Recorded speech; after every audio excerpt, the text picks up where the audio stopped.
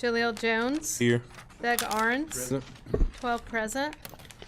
Let the record reflect we do have 12 present. At this time, we will have the invocation led by Vice Mayor Eve Ludwig, followed by the Pledge of Allegiance, led by Alderman Jones. Please arise.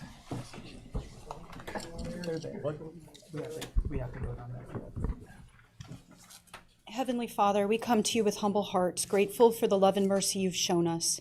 We thank you for our city of Danville and our community that you have placed around us, our family, neighbors, friends, and strangers, all created in your image and likeness. Help us to show your love and mercy to them each day. Bind us together in unity, Lord. Where there are differences and divisions, let those be shed. Where there is misunderstanding, grant patience, grace, and forgiveness, so that we may love one another as you have loved us.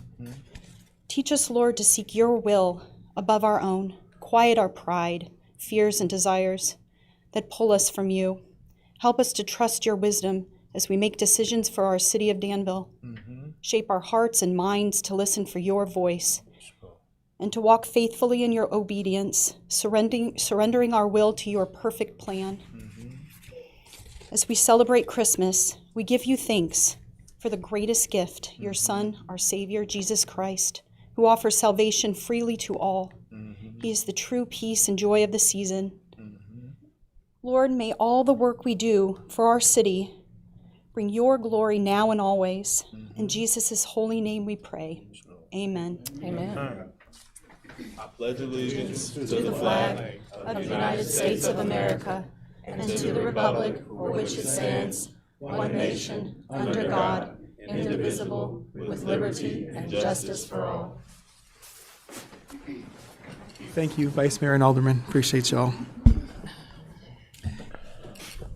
At this time, I would entertain a motion to approve the electronic attendance by Alderman DeToy, and in addition of adding Alderman Cooper pursuant to Section 3140B2C. Is there a motion to do so? So moved. Second. It's been moved and seconded. Is there any discussion or debate? Seeing none, all those in favor, please signify by saying aye. Aye. Any opposed, same sign. Thank you very much. At this time, you have before you the minutes of the special meeting on December 1st, as well as the regular meeting on December 2nd. Is there a motion to approve those? So moved. Second. It's been moved and seconded. Is there any discussion or debate? Yes, Alderman Harns. Mayor, on the minutes for the regular council meeting on the 2nd, I'd like for them to reflect that it was inquired regarding a local budget ordinance. And that the response was that there wasn't an anticipation that there was one. No, the response was that we would look into it. That, yes, your response was that you weren't aware of one, but you would look into it, correct? Yes, we can certainly add that. Okay. Any further discussion or debate? All those in favor, please signify by saying aye. Aye. Any opposed? Same side. Thank you very much. You also have an agenda this evening. Is there a motion to approve the agenda? So moved. Second. It's been moved and seconded. Is there any discussion or debate? Seeing none, all those in favor, please signify by saying aye. Aye. Any opposed? Same sign. Thank you very much. I do not have any proclamations or board, committee, or personnel appointments this evening. Are there any reports of boards, agencies, or commissions? Seeing none, items of information. First and foremost, as Vice Mayor Ludwig already said, I hope to wish everyone a Merry Christmas and a Happy Holidays. I hope that you all have a wonderful time filled with love and family and friends. And also, we have a number of great holiday events going on through the rest of the year, so I encourage you to go and support the various agencies that provide those. And I also just want to say thank you to everyone who did the work of putting together beds with the Three Kings of Peace and with Ryan's organization recently. We certainly appreciate that. As I told Alderman Butler, I could not attend this one, but I will attend one here in the future. Also want to say a fabulous job to everyone who participated in the parade. We really appreciate everyone who came, and we had a great time despite the fact that it was pretty cold. It was freezing. Madam Clerk, at this time, do we have any petitions, communications, or audience comments? We do. When I call your name, you'll have 3 minutes to speak. Please come to the podium. I have Chris Lagans regarding the Danville Public Library.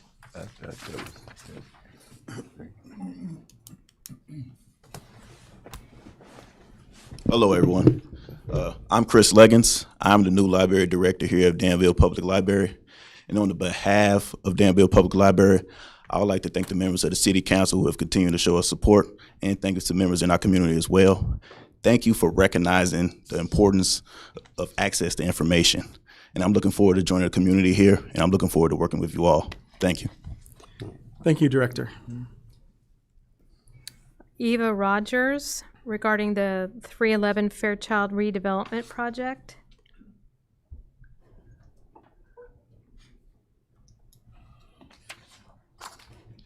Hello. Thank you, and appreciate the Danville residents, city leaders, and stakeholders. My name is Eva Rogers, and I am here on behalf of Tyler Zindar, who is the owner. And we're here to talk about the proposal of the redevelopment of 311 Fairchild. This is a project that is approximately 47,000 square feet, and it's commonly referred to as the old Carl building. Okay, and the vision of this project is to transform it into a family-focused, year-round entertainment for the destination of the community, Danville community. What's different? This is not just another redevelopment project. This is an epic action trampoline park. Okay. It is a multi-level indoor redesign, maximizing the resources that are already in our community. It will have a future of trampoline park, indoor playground, arcade, multi-level rope climbing, on-site pizza, and a complimentary adjacent standalone restaurant. This is also going to be the redevelopment is also going to be a jobs force multiplier. It's going to produce 75 jobs here in the area, including construction, temporary, and permanent. It's going to have local contractors, trades, food maintenance, and service, locally owned and locally developed. This is an investment opportunity that will help retain the Danville community. This is another community benefit, is realizing the vacant property into an active community asset. It is going to provide safe, indoor, year-round recreation for families and our youth. It also going to increase the footprint and support nearby businesses. The project supposed to begin January 2026 with an estimated completion date of November 2026, but no later than November 2027. This is a public investment of $1 million, which includes 700 sales and 300,000 in sales and 700,000 in TIF. We will have $4 million of private investments. Again, this is reaffirmed that this is a responsible redevelopment, workforce growth, and long-term partnership with the city of Danville. Thank you. Thank you, Ms. Rogers, and I'm sure you'll be available to answer questions later. Absolutely. Any question you have. If I don't have them with me, I will certainly get back to you. Very good. Thank you. Thank you, sir. Deanne Ryan, regarding homelessness.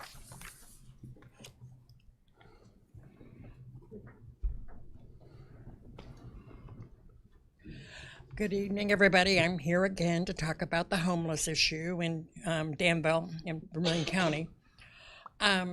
I know when the temperatures dropped, I know I lost a lot of sleep and was thinking a lot of the time about the unhoused people in our community and knowing that they did not have a warm place to go.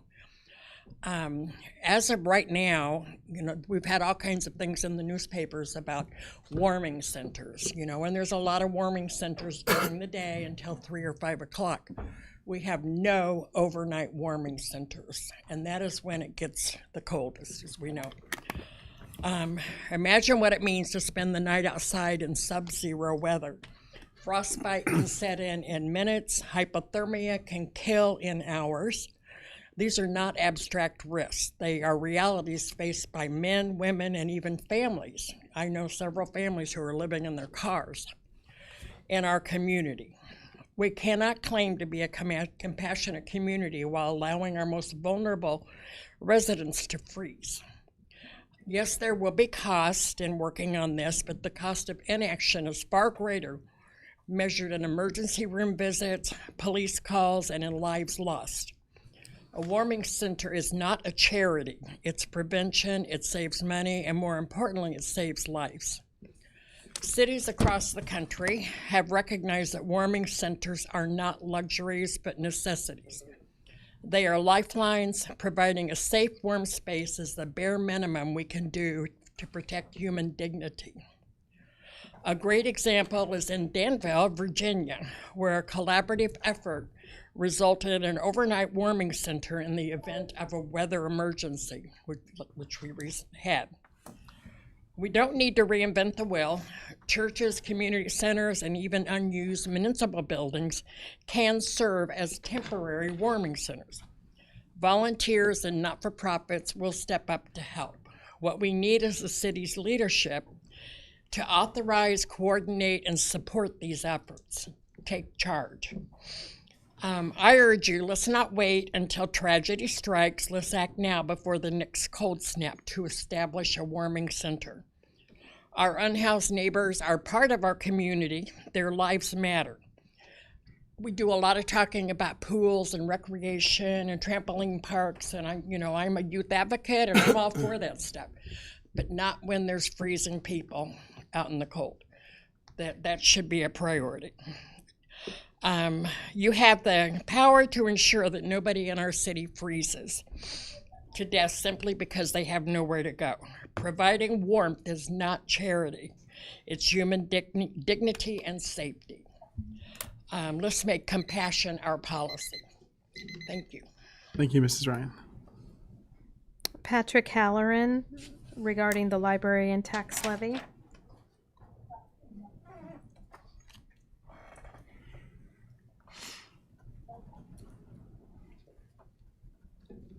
Good evening, Mr. Mayor, City Council, and valued city employees. My name is Patrick Halloran, and I am president of the Danville Library Foundation.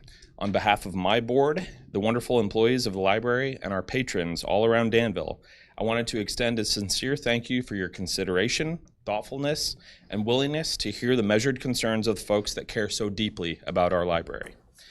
The library is a lot of things, and with regard to budgetary concerns, one thing it most certainly is counterintuitive. When there are economic, social, and fiscal constraints in a community, there's oftentimes an even greater need for expansion of library services to best meet the needs of our patrons. As you all are acutely aware, civil service is oftentimes a very thankless job. Not tonight. Thank you all for your hard work and advocacy and hopefully ensuring the library maintains its much-needed funding. The Library Foundation is committed to ensure the citizens of Danville have full access to expanded programs and services, including a brand new bookmobile, as well as exciting plans for a new computer lab, among various other projects coming in 2026.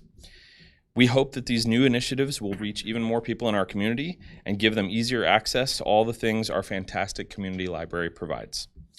We very much welcome the city and all of our endeavors. Thank you very much. Thank you, Mr. Halloran. That's all I have. Thank you. Is there anyone else who wishes to address the council this evening? Seeing none, if there be no objection, I will take items 9 and 10 together to accept and place on file, entertain a motion to accept and place on file the annual report of the Board of Trustees Policeman's Pension Fund for fiscal year 2024-2025, and to accept and place on file the annual report of the Board of Trustees Fireman's Pension Fund for fiscal year 2024-25. Is there a motion to do so? I'll make a motion. Second. It's been moved and seconded. Is there any discussion or debate? Madam Clerk, I apologize. Is this a voice vote or is this? Yes, voice. Okay. All those in favor, please signify by saying aye. Aye. Any opposed, same sign. Thank you very much. We do not have any zoning petitions this evening. However, you do have before you the payrolls of December 5th and December 12th, 2025. Is there a motion to approve those? So moved. Second. It's been moved and seconded. Is there any discussion or debate? Roll call vote, please. Alderman Pickering, Yes. Teague, Yes. Ludwig, Yes. Jones, Yes. Arns, Yes. Cooper, Yes. Butler, Yes. DeToy, Yes. Bouchard, Yes. Hightower, Yes. Johnson, Yes. O'Kane, Yes. Poor, Yes. Streebing, Yes. 14 yes. 14 yes, the motion carries. And you also have before you the vouchers payable of December 9th and December 16th, 2025. Is there a motion to approve those? So move. Second. It's been moved and seconded. Any discussion or debate? Yes, Alderman Teague. I have a question as it relates to the Riverfront Trail concept design. There was a check on December 9th. It's on page 5 for $23,192. My question is, well, actually, first I want to point out, we had a similar payment back in July, on July 1st, to Lockmuller for the same invoice description for $25,874.50. And back in July, I had asked about seeing whatever the concept design is. So my question is, when will we see the concept design? They have provided that, they recently provided that to us, so it will be at the first of the year. So at a meeting in January? Yes, ma'am. Okay, thank you. You're welcome. Any further discussion or debate? Roll call vote, please. Alderman Teague, Yes. Ludwig, Yes. Jones, Yes. Arns, Yes. Cooper, Yes. Butler, Yes. DeToy, Pashard, Yes. Hightower, Yes. Johnson, Yes. O'Kane, Yes. Poor, Yes. Streebing, Yes. Pickering, Yes. 14 yes. 14 yes, the motion carries. At this time, we will receive the Public Works Committee report. Chairman Poor. Thank you, Mayor.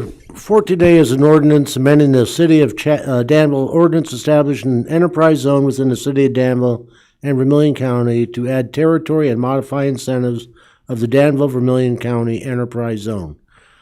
Move to dispense the reading, ask for your approval, and I will need a second. Second. Okay, questions? Yes, Alderman Teague. The impetus behind adding this section, in reading this, it seems like we're adding a section to the already established enterprise zone, correct? Yeah, and actually that section was already added in the prior vote. This is more the final step of securing an intergovernmental agreement between the head partners, which is the Village of Tilton, Vermilion County, and the City of Danville. This is the final agreement to submit to the state of Illinois, essentially. Okay. Yeah. Thank you. Anyone else? Roll call, please. Alderman Butler, Yes. DeToy, Pashard, Yes. Hightower, Yes. Johnson, Yes. O'Kane, Yes. Poor, Yes. Streebing, Yes. Pickering, Yes. Teague, Yes. Ludwig, Yes. Jones, Yes. Arns, Yes. Cooper, Yes. 14 yes. 14 yes, motion passes. If there's no objection, I'd like to take B and C together. They're both resolutions dealing with the 311 West Fairchild property. B is a resolution approving a redevelopment agreement with 311 West Fairchild LLC. C is a resolution amending the fiscal year 25-26 Fund 117 budget Midtown TIF District. Take both B and C together and need a second. Second. Okay, questions? Alderman Arns. Just having received some constituent questions regarding this, and one of the items that was brought up, I would tend to agree with. I'm not sure as far as language. The other development agreement clearly identifies which restaurants are acceptable to receive the incentive dollars. I have no problems with the TIF dollars and what's being invested through the TIF. Obviously, there's hopefully some benefit to the fiscal structure and certainly support the project overall. But the one comment that I did receive that I think is appropriate and relevant is the financial incentives for a restaurant should not be the same if they simply relocate another restaurant already in town. That would place the city incentivizing one particular property owner to have a benefit for a lower lease rate than perhaps the developer or the property owner the restaurant currently resides in. And so I'm not sure, I assume the discussions were that these would be new and unique places. If that could be included in the document, that would be great. And then going forward, similar type of language. Anything to Logan on that? No, I guess I'll seek council's advice on whether that can be amended into the contract if the aldermen wish to proceed in that fashion. We can certainly Yeah. look at any language that you want to include.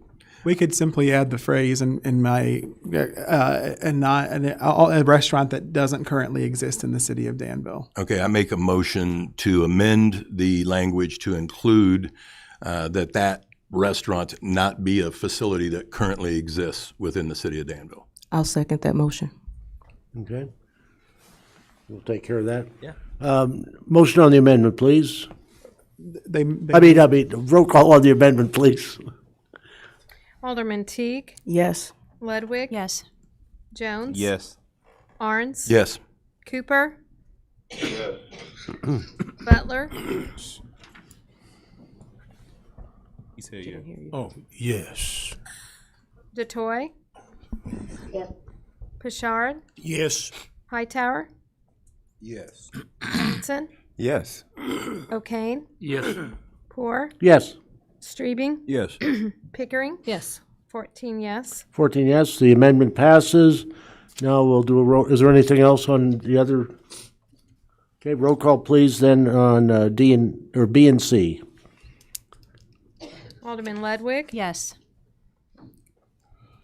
Jones, Yes. Arns, Thank you to the Zindar Group, and yes. Cooper, Yes. Butler, Yes. DeToy, Pashard, Yes. Hightower, Yes. Johnson, Yes. O'Kane, Yes. Poor, Yes. Streebing, Yes. Pickering, Yes. Teague, Yes. 14 yes. 14 yes, motion's passed. No objection. Again, like take D and E together. D is a resolution approving a redevelopment agreement with Solutions Group Real Estate. E is a resolution amending the fiscal year 25-26 Fund 107 budget. No objection. Move to dispense reading and ask for your approval on D and E. I need a second. Second. Okay, questions? Okay, roll call, please. Alderman Ludwig, Yes. Jones, Yes. Arns, Yes. Cooper, Yes. Butler, Yes. DeToy, Pashard, Yes. Hightower, Yes. Johnson, Yes. O'Kane, Yes. Poor, Yes. Streebing, Yes. Pickering, Yes. Teague, Yes. 14 yes. 14 yes, motion passes. 14F is a resolution awarding bid number 789 for the H&L landfill leachate system demolition. Move to dispense reading and ask for approval. Need a second. Second. About darn time. I'm telling you. Amen. It's been forever. Okay, now roll call, please. Alderman Jones, Yes. Arns, Yes. Cooper, Yes. Butler, Yes. DeToy, Pashard, Yes. Hightower, Yes. Johnson, Yes. O'Kane, Yes. Poor, Yes. Streebing, Yes. Pickering, Yes. Teague, Yes. 14 yes. 14 yes, motion passes. 14G is a resolution authorizing the approval of an extension of memorandum of understanding for solar development on the H&L landfill. Move to dispense reading, ask for your approval, and need a second. Second. Second. Questions? Roll call, please. Alderman Arns, Yes. Cooper, Yes. Butler, Yes. DeToy, Pashard, Yes. Hightower, Yes. Johnson, Yes. O'Kane, Yes. Poor, Yes. Streebing, Yes. Pickering, Yes. Teague, Yes. Ludwig, Yes. Jones, Yes. 14 yes. 14 yes, motion passes. 14H, item of information, we do have some.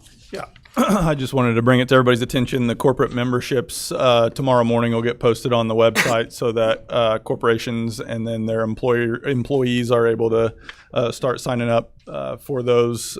We've gotten to it a little bit earlier this year so that they're able to utilize the entirety of the year for the different organizations that they sign up for. Okay. Anybody else? Logan? The funding that I've identified as the CPS funding or the Madison neighborhood funding, I know we've been staring at the structures in that neighborhood for a really long time. After the federal freeze, it has been reopened. We have gotten the green light to proceed. Everything's been put out to bid. I foresee those structures in that neighborhood, 29 of them, going down within the next quarter. Good. Anyone else? You want to wait for public services, chief? No, actually, Okay. it involves public works. Okay. This weekend I went out and checked it. I was driving through the streets, making sure that the officers could get to the calls and checking them. I just want to say thank you to Public Works for the job that they did on quite a difficult snow because of the temperatures. Understanding that ice melt does not work during the temperatures when it gets that low, and being able to get the streets clear, then putting grit on it. We had very few incidents where we couldn't get to certain areas. And, with Public Works, I just want to say thank you very much for the work that you and your crew did to keep the streets open.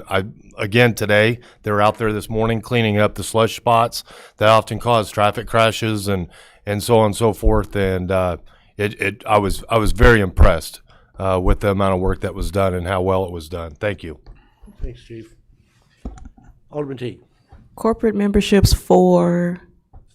So it's for, this will be for the golf course and the pool, are the city memberships. And then we have community partners of other businesses that have added on. And so these are all for $125 each. We have partnerships with Illini Skateland, Fisher Theater, Swing Sports, Lincoln Lanes, the Danville Dans, and then the Danville Tennis Center. And they provide various deals through the corporate memberships for an additional $125. Whoever would add those on, and then the brochure that kind of explains everything and breaks the entire thing down will be posted on the city website tomorrow morning. Thank you. Mayor, anything? Yes, Chairman, I just want to reiterate what Chief Yates said. Thank you to all of our guys and gals out in the streets. They did a banner job getting everything. And I haven't forgotten about your donuts, guys. I was just traveling. So usually on the first big snow, I get them donuts and milk and stuff. So that is forthcoming, I promise. I also just want to say a huge thank you to the partners of 311 West Fairchild LLC, as well as the Solution Group Real Estate. For the longest time, one of the biggest things people have said to me, even when I was an alderman back in the day, is we need more things for folks to do in this community, especially during the winter months. So I'm excited about the opportunities that this will provide. And then the other thing is quality dining. So these are two great opportunities, and we want to say thank you. And it's also makes me very proud that we have not only local folks who are investing in our community, but national corporations. So we appreciate your investment in Danville. Thank you, Chairman. Thank you, Mayor. I believe that concludes our report, Mayor. Thank you, Chairman. Appreciate you. At this time, we'll receive our Public Services Committee report. Chairman Strabing. Good evening, everybody. Merry Christmas to everybody. Hope you have some great holidays. We will meet again for Public Services on January 17th of 2026. We will not meet here next weekend or next week on Tuesday because it's so close to the holidays. So I can say that's really about the only thing I have, unless you guys got any information. Chairman, the 27th. 27th. Yes, I'm yeah. sorry. I'm sorry, 27th. So we got a lot of time off. 27? Yeah. It's 26. This is 25. No, January. The meeting will be on January 27th, Chairman. I thought it was okay. So what are you guys taking, a year off? You get enough days off. No. We want Public Works next year to be on this holiday weekend. So we get a meeting off. I can tell you I've got a lot of attaboys and thank yous for the Christmas lights, the Christmas light up night, the parade, the horse rides that were well attended for the downtown. It was cold that night and that afternoon, but there was a lot of people downtown. So I'd also like to thank the fire and police department working so well together with the fire that we had over the Churchill Towers. And I didn't see it, but it's probably going to be on the news tonight. They said something on Channel 3 that Our fire department is getting recognized for their training. So. Absolutely. So Chief Marcotte is traveling, but instead I'll just say they are bringing people from around the country. We've had people here recently from California, Virginia, Washington State, just doing various trainings here. And one of the cool things we're doing is we're able to use some of the structures that we are going to be demolishing in the Madison Square neighborhood for them to have live scenarios, which they do not get very often. So that's one of the reasons they're coming here. We've also been able to do some partnership with Champaign and Urbana, and I think we're doing something with Rantoul coming up. So it's a great opportunity for us to not only help keep our people safe, but to help help our neighbors keep themselves safe as well. And Mayor, that concludes our items of information and our report. Thank you, Chairman Schrebing. At this time, you have before you item 16A, an ordinance approving the budget for fiscal year 26-27. Is there a motion to do so? So moved. Second. It's been moved and seconded. Is there any discussion or debate? Yes, Alderman Arns. Of course there is. As everybody knows, I believe we should be looking at this a little bit longer, especially in light of some of our recent changes, but doesn't seem to be an appetite for that. So I will wrap up on a couple of items here. Page 83 shows $15,000 for homelessness building assistance. Is there money elsewhere in the budget where we are dealing with the unhoused issue? We had discussed a study on the building. I never saw results of that.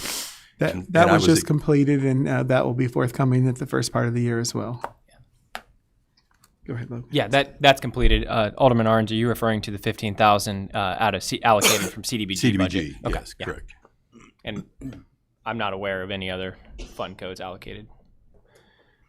Well, needless to say, out of a $80 million budget plus, I would hope we would be able to scratch together something significantly more than $15,000.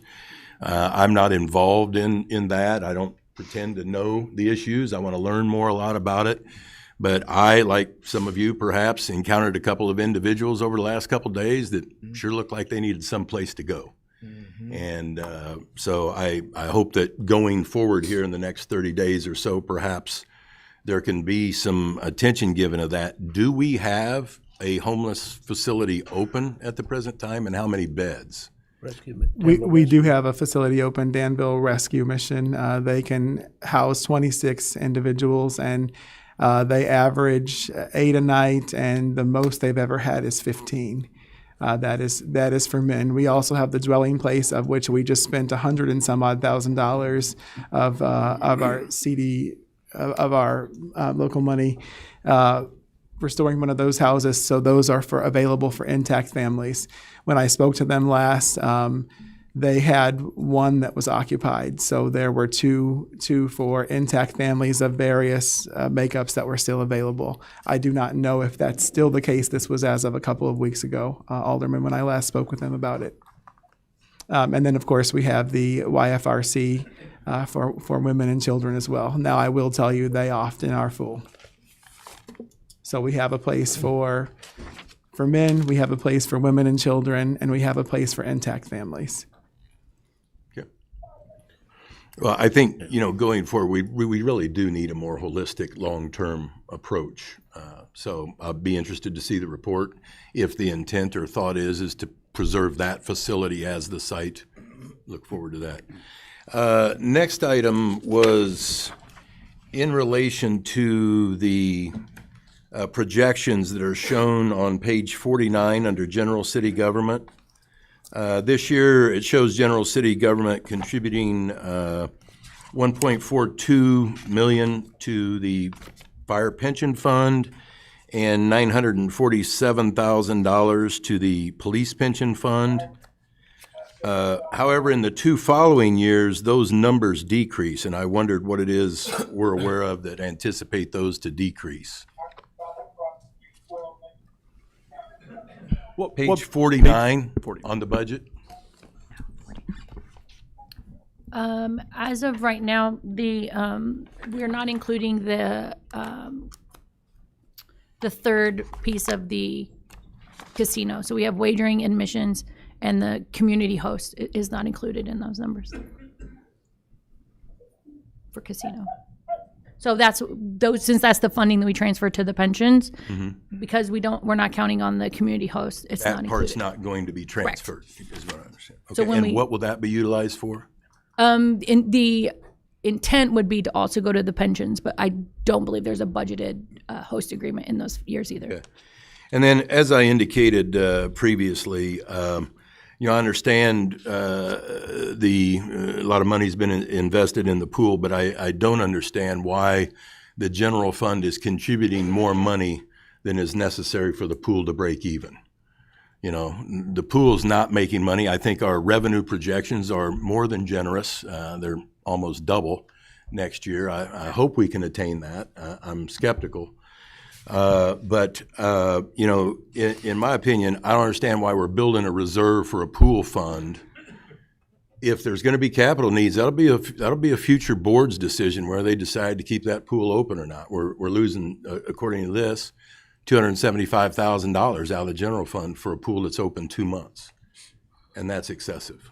And so, if we could, I think when I looked at that before, it looked like if we transferred just probably 175 to 200,000, it would cover, and perhaps less. I haven't looked at that recently to see if there are any modifications, but I recognize we have to cover the deficit, but we should not be creating a net positive by taking money out of the general fund.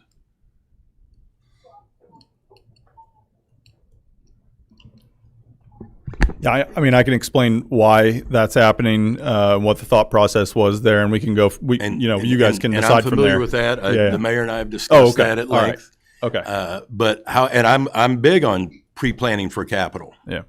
However, this is a different dynamic. We have a lot of strains on the general fund. We just heard that $15,000 is what we have set aside for a homeless issue, and we're transferring an extra $50,000 to $75,000 to a swimming pool to build a reserve that hopefully won't be needed for 10 to 20 years. And in my opinion, we haven't provided that for any of the other capital equipment in any of the other enterprise funds because we don't transfer money from the general fund to those enterprise funds. So I would make a motion that we reduce the transfer to the pool fund to an amount that is adequate to cover its deficit and no more.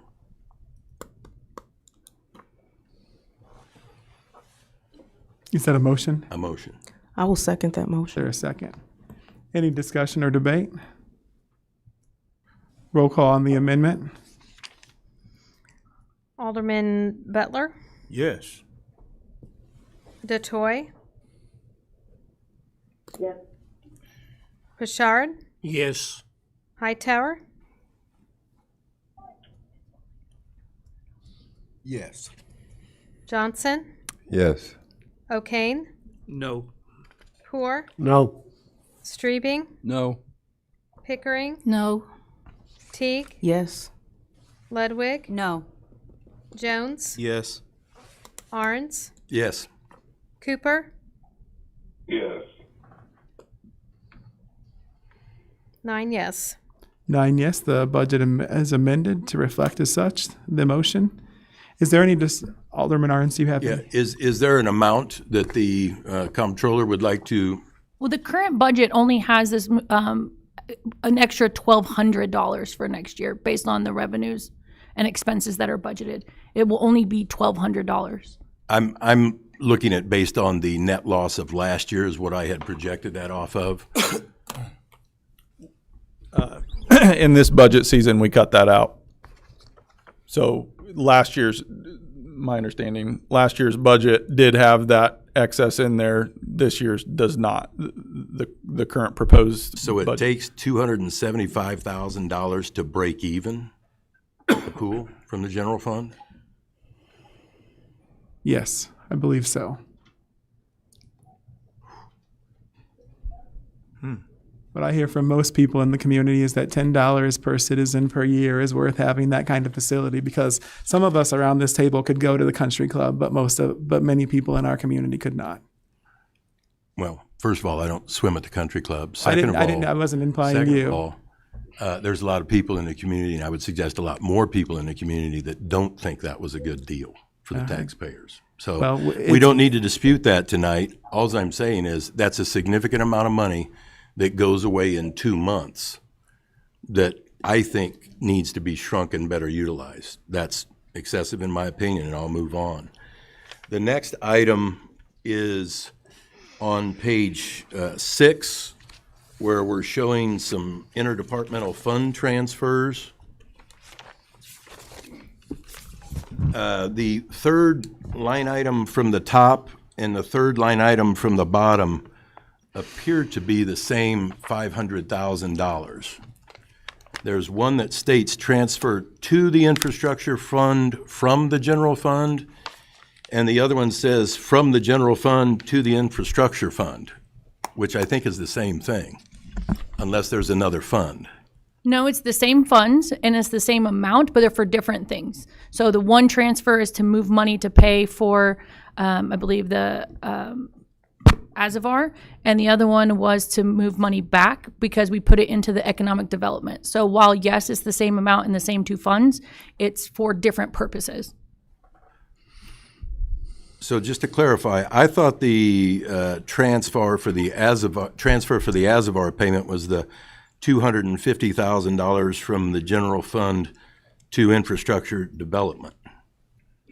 Or I'm sorry, transfer from infrastructure development to the general fund. I thought that was for the Azavar payment. Why else would we be transferring $250,000 to the infrastructure, from infrastructure to the general fund?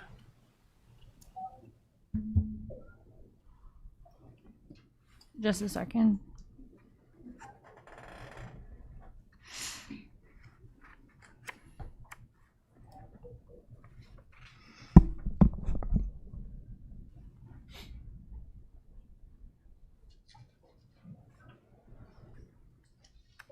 Did you have any other questions while I'm looking for that? Or do I have any more questions? Yeah. Let me look through real quick. While I pull up that file.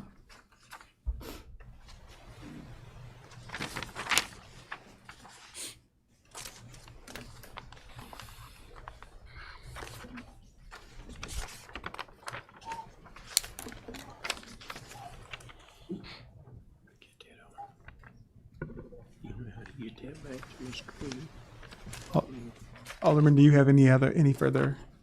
The other question I had is on page 30, and it's regarding the totals for all departments and funds. But I'll let the comptroller finish what she's got going on before moving on to that one. The other comments that I'll go ahead can proceed with is, once again, I believe that more data is needed for the council to actually make an informed decision. We say we're doing the best we can on demos, but we don't really have a handle on demos. Now, I'm understanding the departments trying to catch up for what was missed in advance prior to their taking over. But without having an actual number on how many structures actually need demolished, we can't really assess whether on course or not. So obviously that's not going to be produced this evening. I hope the administration can get that together quickly. I think there's several other things that we'll talk about over the next several months.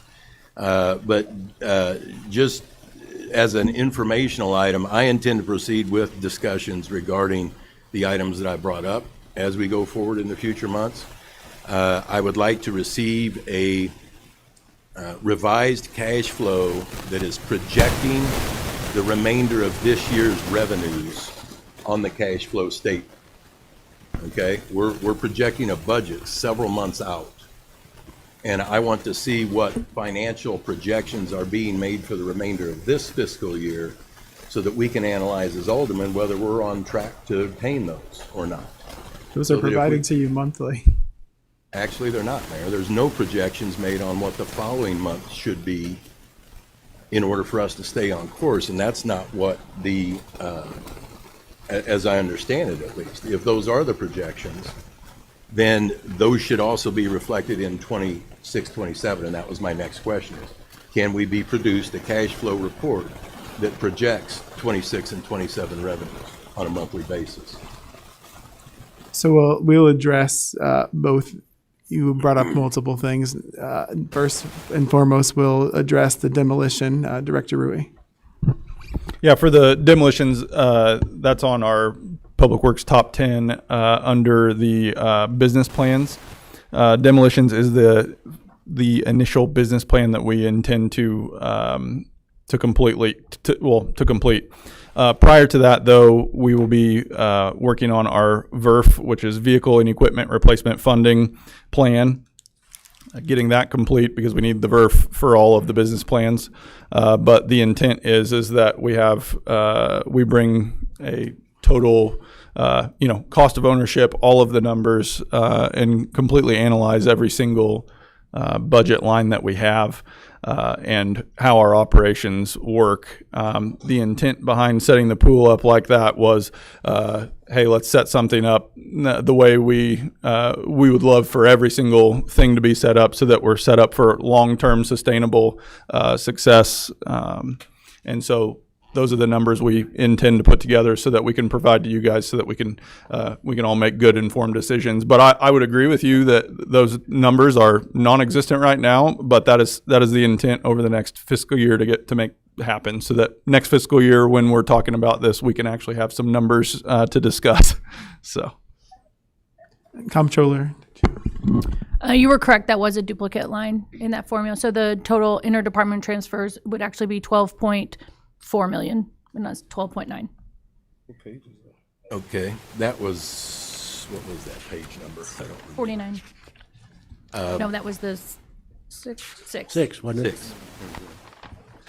The next question then, Mayor, to go back to your comments, my understanding was when we receive this cash flow report on a monthly basis, that the numbers that are not in bold, I thought those were the projections based off of the original budget projections.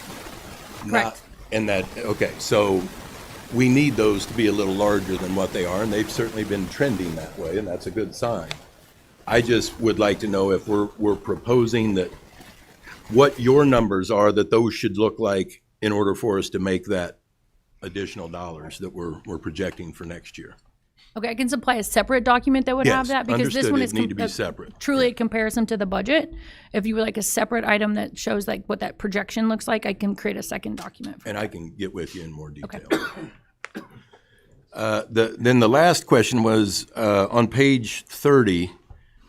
It shows total expenditures of $95 million. And then it shows the total revenues. It shows the interfund transfers, which then total up to $90,876,000. And I know there's departmental revenues, but is that the difference, or is that actually just a deficit?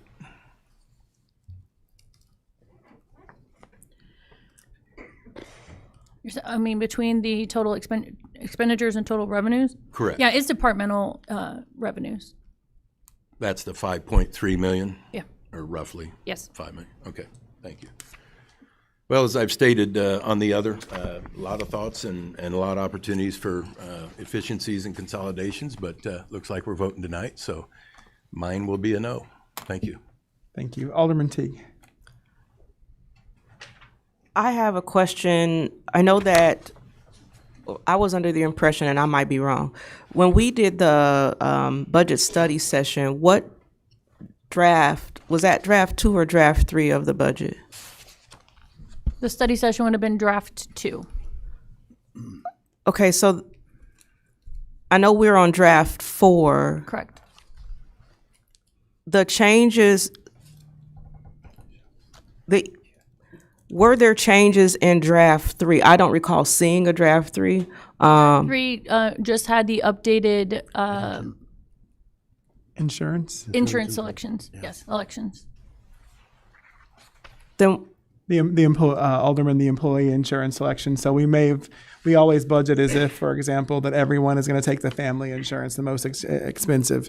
Well, somebody may have taken only individual insurance, or they may have just taken employee and dependent insurance. So just updating the numbers to reflect the actual elections of the employees. Okay. And the actual prices, because at that point we'd received the actual prices. Okay. And then another question that I have is as it relates to the library, which is on page 127, because now that we know that we have restored the levy amount to the library. I went too far. The budget that's here, my question is what was the budget for the library created by the library, or is this our No, assessment? the library provides that budget to us. Okay, so was that, and so that was changed after we decided to restore the levy amount? Correct. Okay, So that was the one change between draft 3 and draft 4 was the updated budget that I received from Director Leggins. okay. Okay. Because there's some things as it relates to that. I obviously looked at that a little bit more. Well, maybe it's not page 127. It was on page 125? 27 of the one that I looked at earlier. Is this? Yes, 125. Thank you. Simply because the salaries, as it relates to the library, we're going to go down by 36,000. Yet FICA and IMRF are going to go down by more than the salaries. And the insurance went up by 23%. And I know everybody's insurance is going up, so there's no control over that. But it just seemed imbalanced as it relates to FICA and IMRF versus salaries. So I was unclear about that, just having looked at that a little closer now that there's a new number. I would concur with Alderman Arns in that we would need more time, especially considering that we just received this on Friday.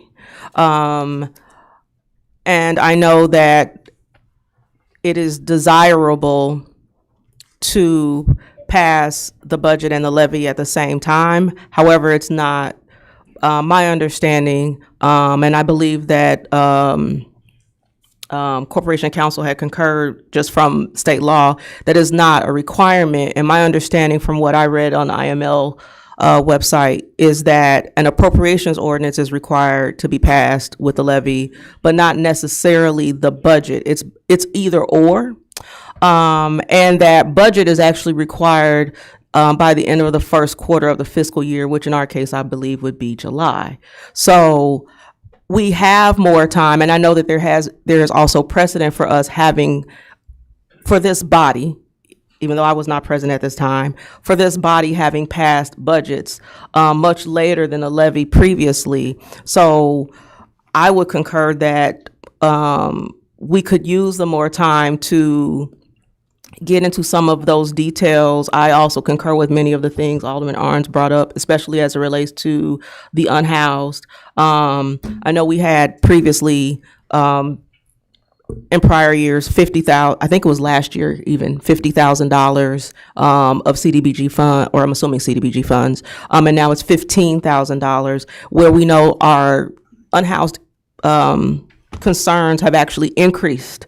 So it seems counterintuitive to decrease the amount of money being allocated to that specifically, even though we know that the problem is actually bigger than it has been in the past.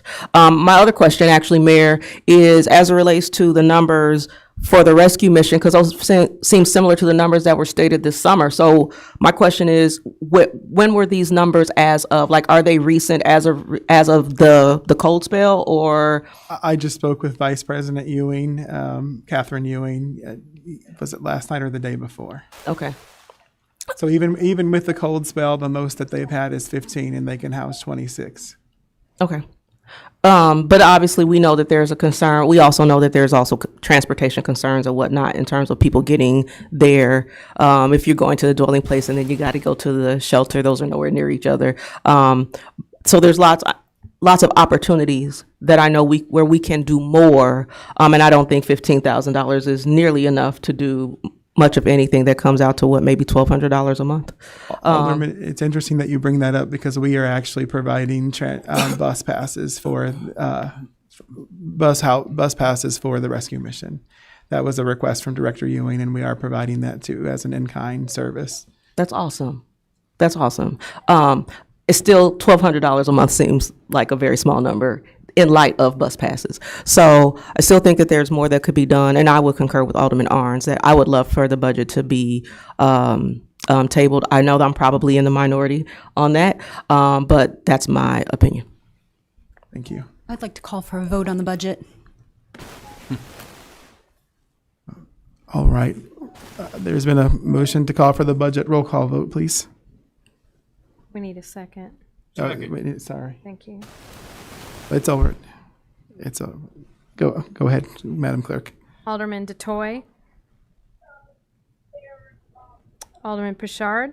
Yes. Hightower. Abstain till I gain further knowledge, please. Johnson. Yes. Yes. O'Kane. Yes. Poor. Yes. Strebing. Yes. Pickering. Yes. Teague. No. Ludwig. Yes. Jones.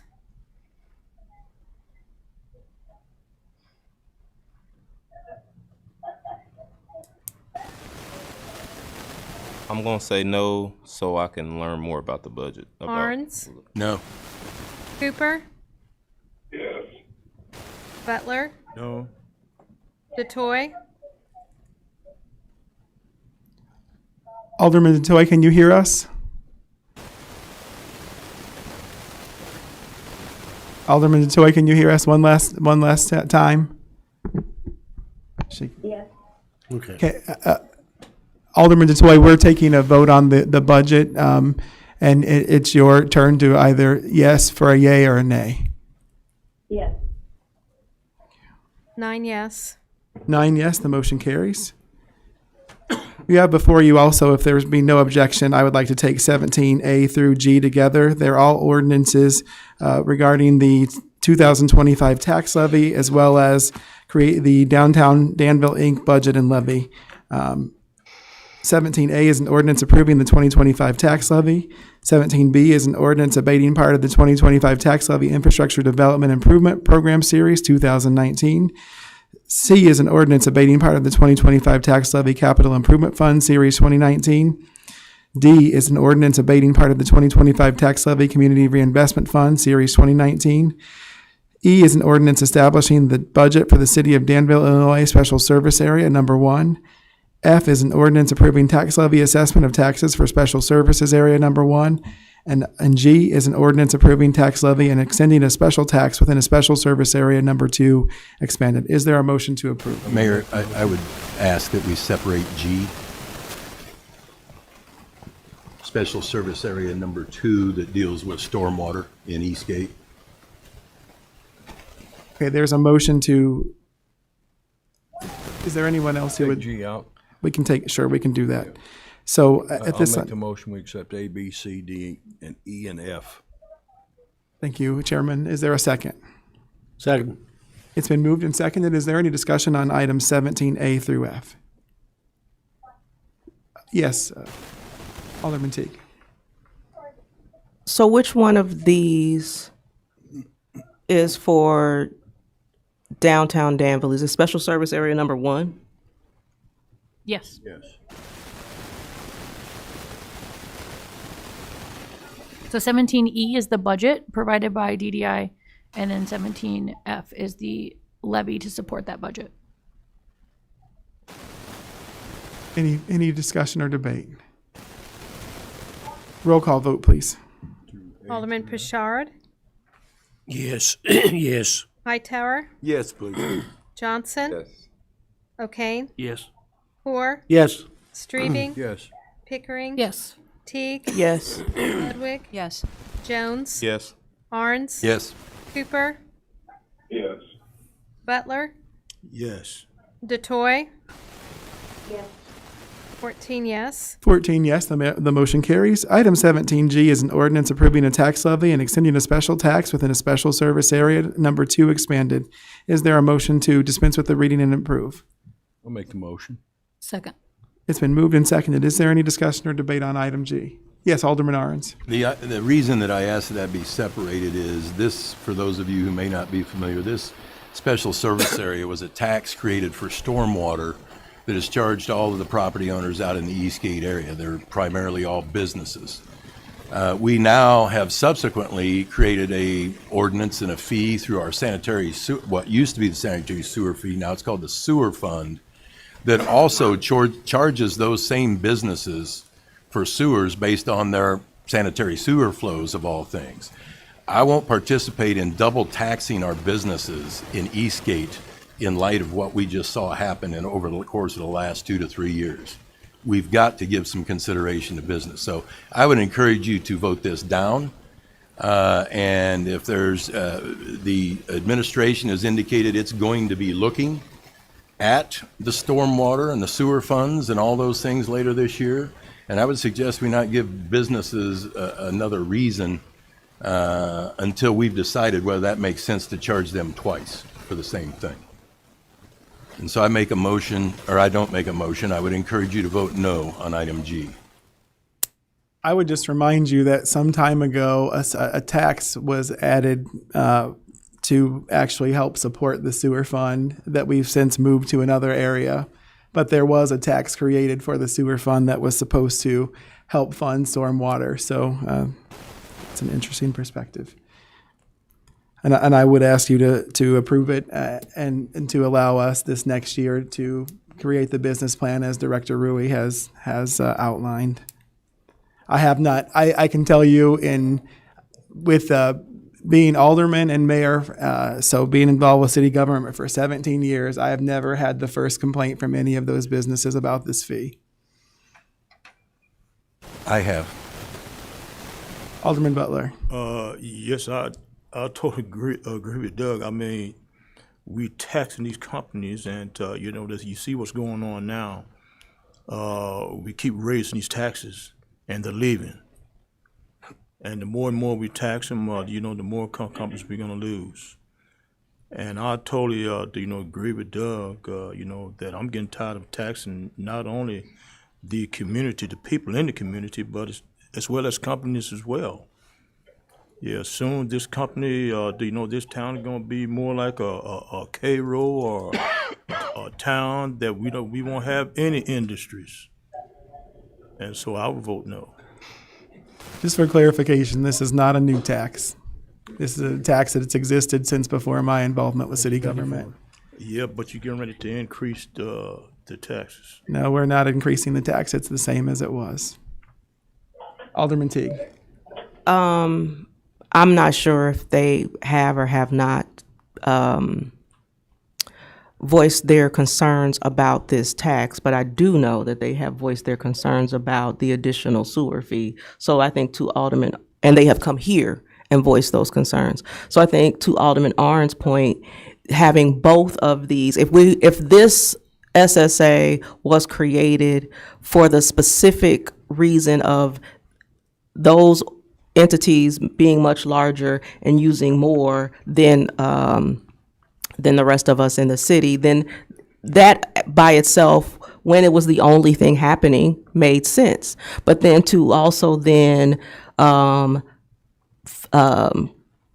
them pay a fee based on their usage because their usage is more does seem like double taxation. If this was created in, I believe this says 2008, for the purpose of covering the costs of their usage. So it seems counterintuitive to have both, and it does, I would say, it does not leave the impression that we are a business-friendly city if we're asking them to pay an additional fee on top of this being a SSA. Yeah, but just for clarification, this was established in 1994. Okay, I missed that date. I was looking at the later date that was on here. And just for historical purposes, it was created because we were having serious flooding problems in the Eastgate area. I don't remember when everybody joined the party, but the ordinance discussion started when City Hall was still on Hazel Street. Yep. And, this was the only area that was paying for stormwater separately for all those years. And the council then, it had always been a part of the general fund in the streets department was the responsibility, which is where you'll find it in most municipalities our size and larger. Many others created a separate fee that's based on the impervious area of the square footage, and not, I don't know of a single community, as I've stated before, that bases it on a sanitary sewer flow, and I'm hoping the administration's going to correct that. But the fact is they've been paying double ever since the new sewer fee combined the two and eliminated the sales tax to cover the stormwater funds. And I'm not here to debate whether that was right or wrong. I'm just saying those are the facts. And they've been paying double for that period of time. So for at least 5 years, I don't know what year the sewer fee went into effect Hasn't been after the 5 sales years. tax was moved. But it would have had to been within the last 8 because it didn't occur while I was still here. So once again, we got to focus on our businesses. Thank you. Chairman Poor. And I think this, before the business out there, one would build here, and then the next one would build higher, the next one would build higher, the next one would build higher. There were no retention ponds. This helped build those retention ponds, and it helps to maintain those retention ponds, is what this particular fee is for. The $23,000 it generates at $30 an acre. So that's for the maintenance, from what I understand, and repairs of those detention ponds.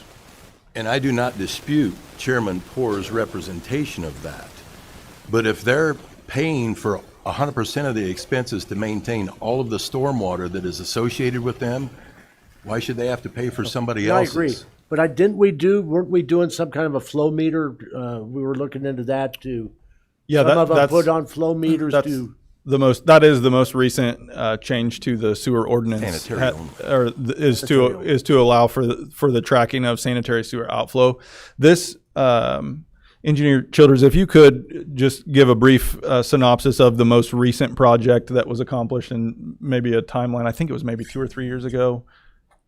Well, we at the Blue Cross Blue Shield, we redid the pond there. It was overgrown, and we went in there and removed all the brush and cleared that and revitalized that pond to make it more productive. The other project that we had was, I want to say about 3 years ago, we went through and did a lot of ditch cleaning along Lynch Road there.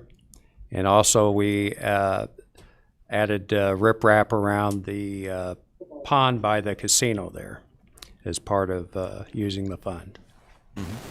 So I would definitely point taken and understand your point for sure. I guess I would just state that with this particular fund, I think that special attention does get put towards that area. And so this is something, as we've indicated, that we do intend to look into and look to make more equitable across the board in the future. That's just not something that's set up right now. I can remember doing the same thing to build the pond there by Flexen Gate and the truck stop as you're heading out to go to Indiana. On the other side of McLean's. I remember they had a problem out there, and it was a big problem. Alderman Teague.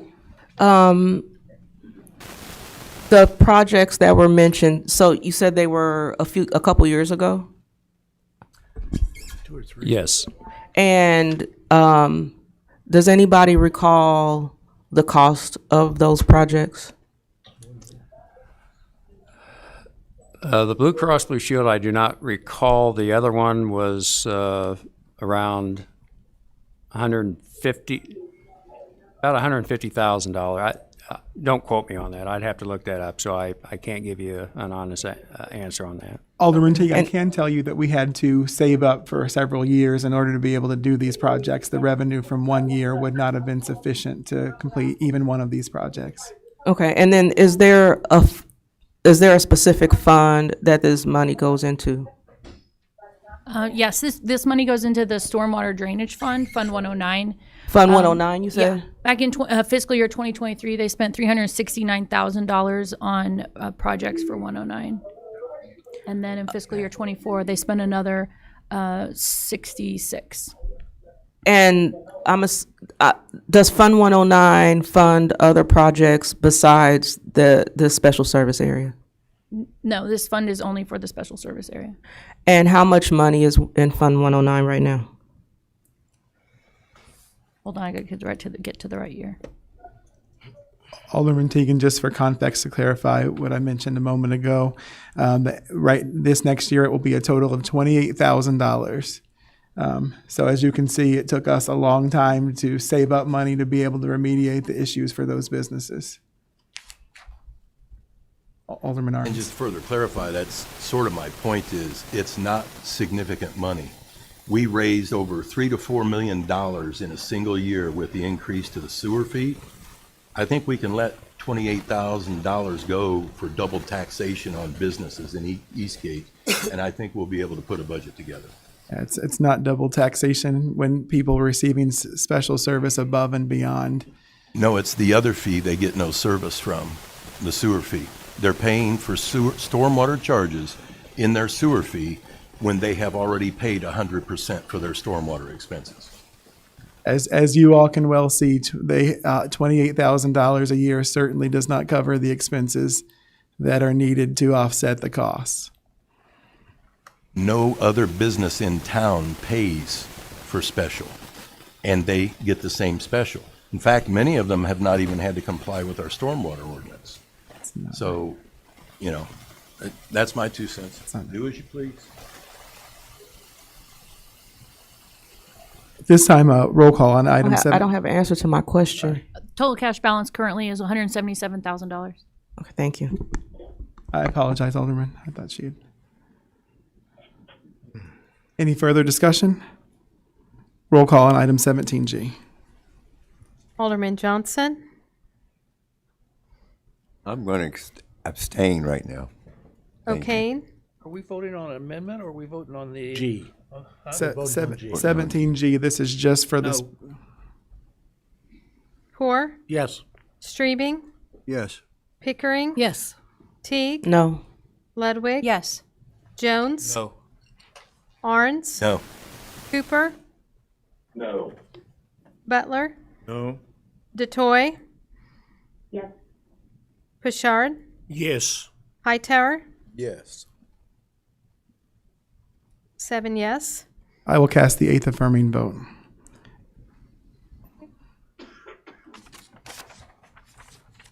Thank you. The ordinance carries.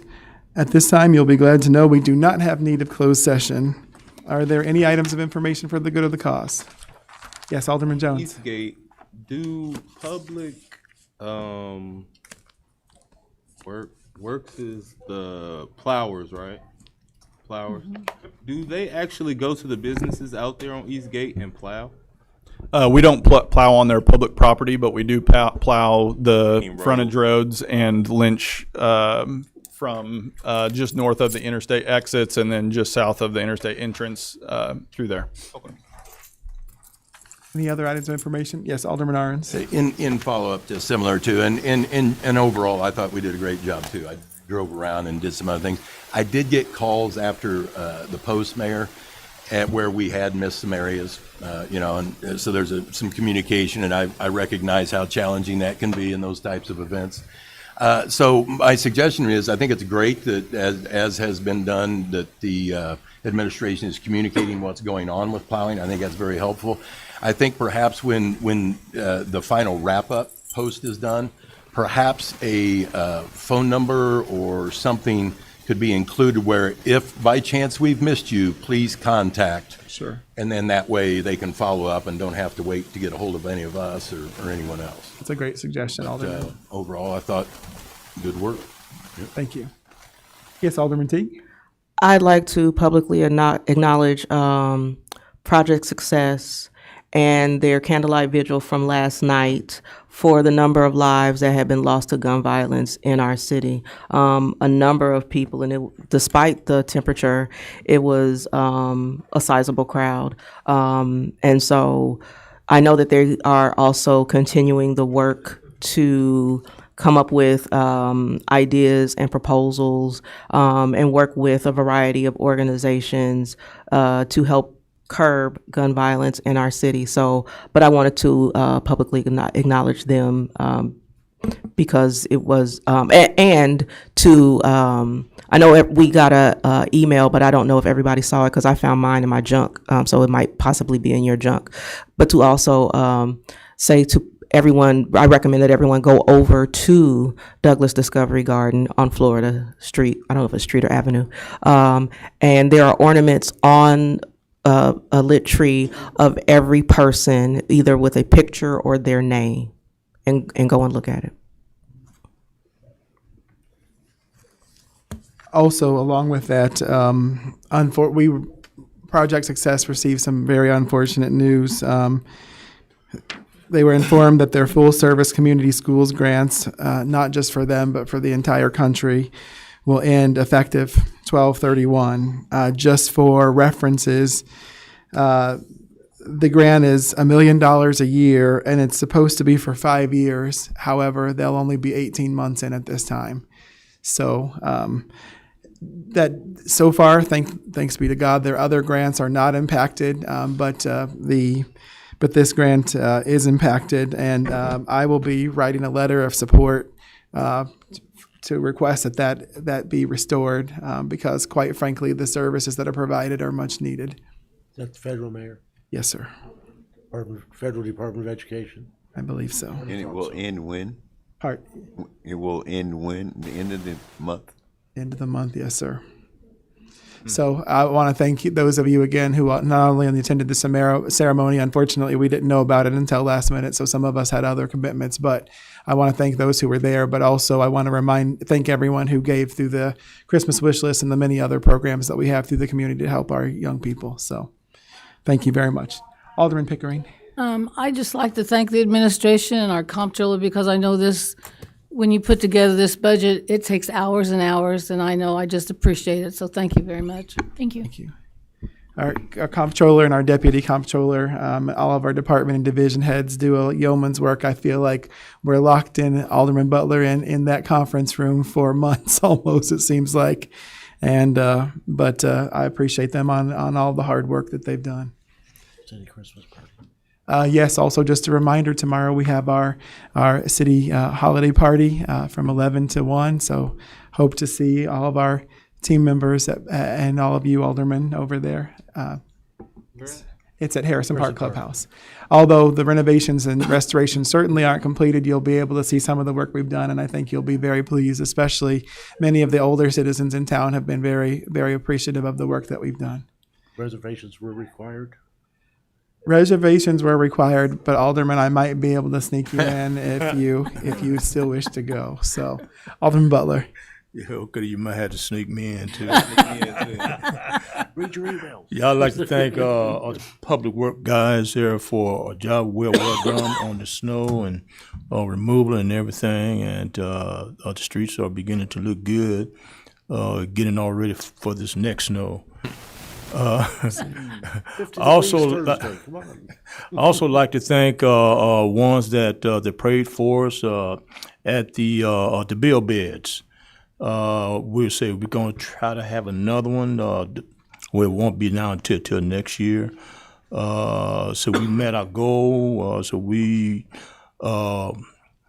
scheduled to build 80 beds, and we built 80 beds on that day. And I would like to thank Alderman Tig there for being there again, and to endure all the dust that was all over her, and of course I got on her case, that she was hitting the boards too hard, and I got anger issues.